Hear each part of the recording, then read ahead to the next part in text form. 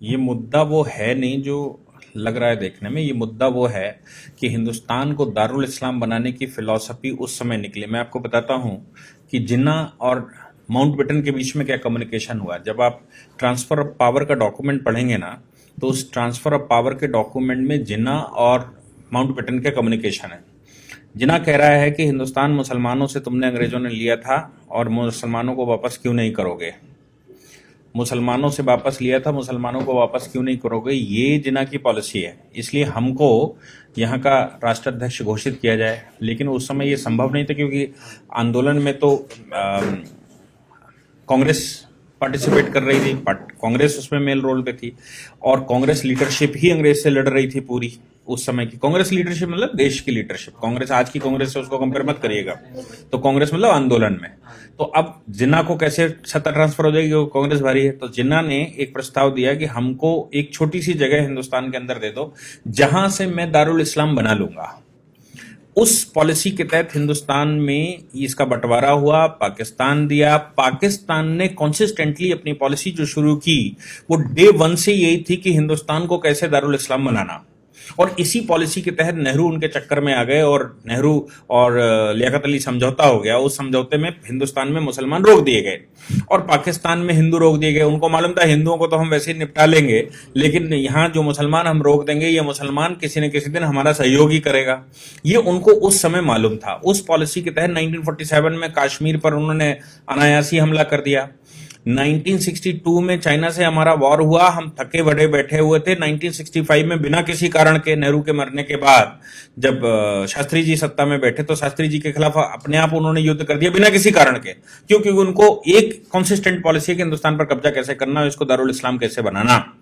अब इस दारुल इस्लाम बनाने की पॉलिसी में ही उन्होंने वो कारगिल का सब षड्यंत्र रचा। उसके बाद फिर उन्होंने इनडायरेक्ट टेररिज्म भेजा और टेररिज्म भारत में फैलाया। फिर वहां से उन्होंने बाया दुबई रूट, बाया और तमाम तरह के रूटों से हिंदुस्तान में मुस्लिम पॉपुलेशन कैसे बढ़ाई जाए इसकी व्यवस्था, और हिंदुस्तान के मुसलमान को कैसे बरगलाया जाए और इस्लाम के नाम पर हिंदुस्तान में कैसे डिस्टर्बेंस किया जाए, इसके लिए उन्होंने भरसक वहां से प्रयास करना शुरू किया।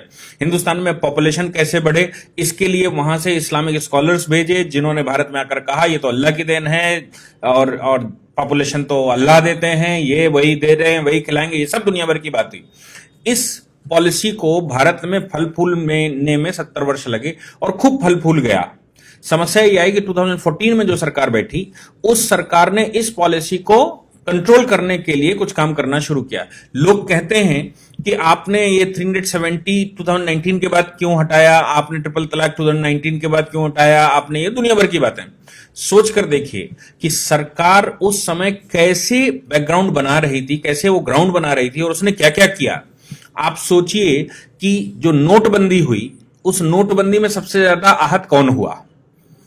जो व्यक्ति लीगल सिस्टम में नहीं था, जो अरबियन कंट्री से पैसा आ रहा था, जो पाकिस्तान से फेस करेंसी आ रही थी, जो हिंदुस्तान में करेंसी लाकर दुनिया भर का खेल खेला जा रहा था, वो सारा पैसा कूड़ा हो गया।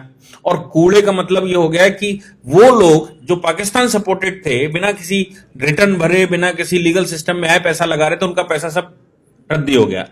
आज अगर वो पैसा होता सीएए के विरोध के दौरान, तो आप सोच सकते हैं कि हिंदुस्तान का क्या हाल होता। आज तो हिंदुस्तान में केवल पत्थर बचा है फ्री का, वो पत्थर चल रहा है। लेकिन अगर पैसा होता तो क्या होता?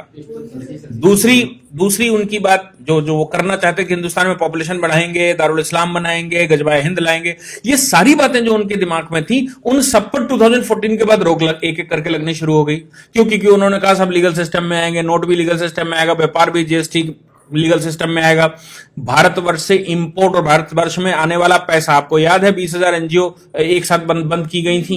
फिर उसके बाद लगातार भारत में जितनी एनजीओ इस तरह के काम करती थी, सब पर बैन लगा दिया ताकि विदेशी पैसा ना आए। तो ये पॉलिसी 1947 से जो अडॉप्ट की गई, वो पॉलिसी भारत में फल फूल रही थी। 2014 की सरकार के बाद उसने इन पर सब पर धीरे धीरे एक एक करके बैन लगाना शुरू कर दिया और नतीजा ये निकला कि अब जो दारुल इस्लाम दिमाग में चढ़ा था ना कि इसको दारुल इस्लाम बनाना है, वो तो अब इंप्लीमेंट ही नहीं हो सकता। क्यों? क्योंकि फाइनल स्टेज पर उन्होंने ये और कह दिया कि हम हिंदुस्तान में एनपीआर एक पॉपुलेशन रजिस्टर बनाएंगे, सबका डेटा मेंटेन करेंगे।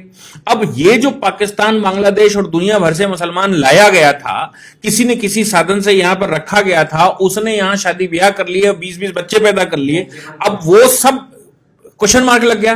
तो जो भी सरकार ने किया उसके लिए उसने बैकग्राउंड तैयार किया पहले 5 साल, और 5 साल के बैकग्राउंड के बाद 2019 में उसने काम करना शुरू किया। तो अब जो भी रिपरकेशन हो रहा है, जो भी हिंदुस्तान के अंदर विरोध हो रहा है, उसका मेन कारण है कि आज अगर सरकार पीछे न हटी तो हमारे जो दारुल इस्लाम दिमाग में बैठा हुआ है उसकी पॉलिसी एक एक करके सब फेल हो जाएगी। और अब दारुल इस्लाम बनाने की जो फिलॉसफी है वो इंप्लीमेंट नहीं हो सकती, किसी भी हालत में नहीं हो सकती, क्योंकि जैसे ही आप पॉपुलेशन रजिस्टर बनाएंगे, जैसे सीए के तहत लोगों को लीगल कर देंगे, जैसे ही आप अनऑथराइज कॉलोनी को ऑथराइज कर देंगे, हर कॉलोनी का एक सर्टिफिकेट बना देंगे, हर व्यक्ति का एक आईडी बना देंगे, तो फिर भविष्य में जो भारत को आप इस्लामिक कंट्री बनाना चाहते थे वो इस्लामिक कंट्री भारत अब कैसे बनेगा? क्योंकि इस्लामिक कंट्री नहीं बन सकता, इसलिए आज इसका विरोध करके वो कोशिश कर रहे हैं किसी न किसी तरह से भारत की जो सरकार है, आज की इस सरकार को हिला दिया जाए, ताकि हमारी जो पॉलिसी पिछले 70-75 साल से चल रही थी with the support of Pakistan and Bangladesh, वो पॉलिसी इंप्लीमेंट हो जाए और 10 वर्ष केवल और रुक जाइए। आज के पॉपुलेशन के जो डेटा हैं वो ये कह रहे हैं कि अगले 10 वर्ष के बाद हिंदुस्तान में 50% पॉपुलेशन होगी। हार्वर्ड की रिसर्चें हैं जिसमें उन्होंने कहा हिंदुस्तान को अब कोई रोक नहीं सकता कि वो इस्लामिक कंट्री ना बने। क्यों? क्योंकि इस तरह का जाल बिछ चुका है। और जिस समय इस्लामिक कंट्री भारत में 50% से ऊपर आबादी मुसलमान हुई, उस समय सारे देश जो 56 देश मुसलमानों के जो वहां पर हुआ, वही हाल यहां पर भी हो सकता है। इसलिए आज की सरकार अगर उस पर सब पर कंट्रोल लगा रही है, जैसे वो कह रहे हैं कि हम पॉपुलेशन रजिस्टर बनाएंगे, वो कह रहे हैं पॉपुलेशन पर हम बैन लगाएंगे, वो कहते हैं यूनिफॉर्म सिविल कोड लाएंगे, उन्होंने कंटक काटने शुरू कर दिए। 370 एक सेफ मोड था भारतवर्ष में टेररिज्म फैलाने का, 370 हटा दी। भारत में ट्रिपल तलाक के माध्यम से, और भारत में जो निकाह है वो हिंदुओं को निकाह करके लफ्जियात करके हिंदुओं को लाओ, फिर तलाक दे दो और उनको छोड़ दो, फिर दूसरे जो जिनकी शादियां नहीं होती उनसे शादियां करवा दो, उनसे बच्चे पैदा करो, बाद में महिला मरी जाएगी, बच्चे इस्लामिक हो जाएंगे। ये सारी पॉलिसी पर धीरे धीरे करके वो बैन लगता जा रहा। अब आप ट्रिपल तलाक नहीं दे सकते, अब मन भर गया या लड़की ने विरोध कर दिया, मुकदमा लिखवा देगी, तो अब हम चौथी शादी कैसे करेंगे और आगे का शादी का प्रोग्राम कैसे चलेगा, और लड़कियां बरगला कर कैसे लेकर आएंगे, कैसे उनको इस्लामिक बनाएंगे, कैसे उनसे बच्चे पैदा करेंगे, वो सब पर बैन लग रहा है। जो प्रॉपर्टियां हाईवेज पर खरीद कर रखी हैं, जो प्रॉपर्टियां दुनिया भर की खरीद कर रखी हैं, उन प्रॉपर्टियों में भविष्य में लिस्टिंग हो रही है, क्योंकि सब आधार से जुड़ जाएगा। तो आपको यह बताना पड़ेगा आप प्रॉपर्टी कहां से लाए, आप तो पंचर की दुकान खोले हुए थे, आपके पास ये 5 बीघे का हाईवे के किनारे कैसे आ गया? ये पॉलिसी, इसी को ध्यान में रखते हुए वो असम का जो वो कह रहा था ना शरुल इमाम, कि असम की नैक हमने पूरी घर कवर कर रखी है, दोनों तरफ हम लोग हैं और वहां से फौज आएगी तो हम उनको जाने नहीं देंगे। इस पॉलिसी के तहत ही हिंदुस्तान के सारे हाईवेज पर मोस्टली 70% मुसलमानों ने परचेज करके रखा है with the support of the Pakistan और by the route of Arabian countries. और अब उन पर क्वेश्चन मार्क लगने वाला है। तो आप जो 70 साल से बनाए बैठे थे कि हमें इसको मुस्लिम शासन लाना है, हमें यहां इस्लामिक शासन लाना है, वो धीरे धीरे करके मिथक टूटेगा तो विरोध होना स्वाभाविक है। इसलिए आज की सरकार का विरोध इस बात का नहीं, क्योंकि सीएए में तो कुछ ऐसा है ही नहीं ना जो विरोध करने लायक हो। विरोध सिर्फ इस बात का है कि आप जो करने वाले हैं, भविष्य में जो कर सकते हैं, उसका जो आपने प्लेटफॉर्म बनाकर रखा है, उस प्लेटफॉर्म को ही हम चरमरा देंगे। और जिस दिन वो प्लेटफॉर्म गिर जाएगा उस दिन हिंदुस्तान को दारुल इस्लाम बनाने से कोई रोक नहीं पाएगा। बाकी पॉपुलेशन थोड़ी सी बचेगी, जैसे पाकिस्तान में 23% बचे थे, कहीं 27% बचे थे, बाकी वो सब खत्म हो गए ना धीरे धीरे करके। हिंदुस्तान में भी 50% से ऊपर पॉपुलेशन होगी तो धीरे धीरे वो मार देंगे। जैसे कश्मीर में उन्होंने 1989 में किया था कि कश्मीरी पंडितों को पहले समझ नहीं आया, लेकिन जिस समय उनकी पॉपुलेशन बढ़ गई उसने मारपीट के बराबर कर दिया और कश्मीर घाटी खाली करवा दी। हिंदुस्तान भी ऐसी ही पॉलिसी के तहत करने की तैयारी है। बंगाल आप आज का देख लीजिए, बंगाल में प्लेटफॉर्म पर लोग बैठे हुए हैं, ट्रेनें नहीं चलने दे रहे। असम की हालत कुछ जगहों की देख लीजिए, जम्मू कश्मीर हम पहले से देख चुके हैं, केरला की हालत देख लीजिए, दिल्ली की हालत देख लीजिए कि दिल्ली में कोई काम नहीं होने दे रहे, पुलिस की गाड़ियां नहीं निकलने दे रहे, सामान्य आदमी का जन सैलाब नहीं निकलने दे रहे, असामान्य गतिविधियां नहीं होने दे रहे। ये पॉलिसी के तहत हो रहा था। इसको बस इतना हो गया कि सरकार देर से आई, लेकिन सरकार ने पहले बेस बनाकर इस तिलिस्म को तोड़ना शुरू किया। अब तोड़ना शुरू किया तो आगे भविष्य का भारत कैसा होगा यह दिख रहा है।